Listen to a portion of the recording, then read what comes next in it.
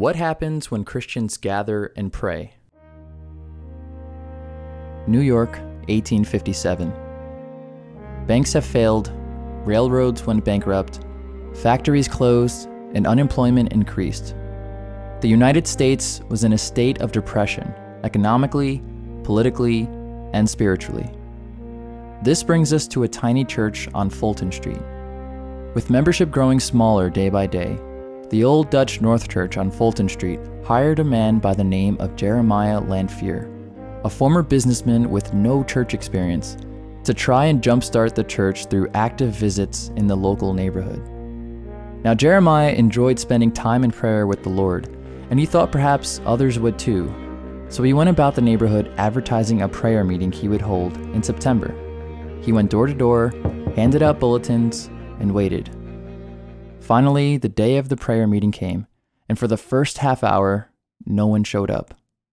Jeremiah had to push aside all feelings of failure and continued praying on his own. Finally, at exactly 12:30, 6 men arrived, joined in on the prayer, and the meeting soon ended. The next meeting, 20 men arrived. The week after, 40. As the days around the country grew darker, the number of people gathering for prayer grew larger. Over time, this prayer meeting grew to over 3,000 people. Within 6 months, 10,000 men and women in New York were praying in over 20 meetings scattered across the city. The presence of God overcame the city of New York and its residents.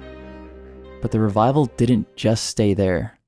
Chicago, Louisville, Cleveland, St. Louis, Philadelphia, all across America, thousands gathered for a time of prayer. And as the news spread and the word got out, the revival spread to Europe, Africa, and even as far as Australia.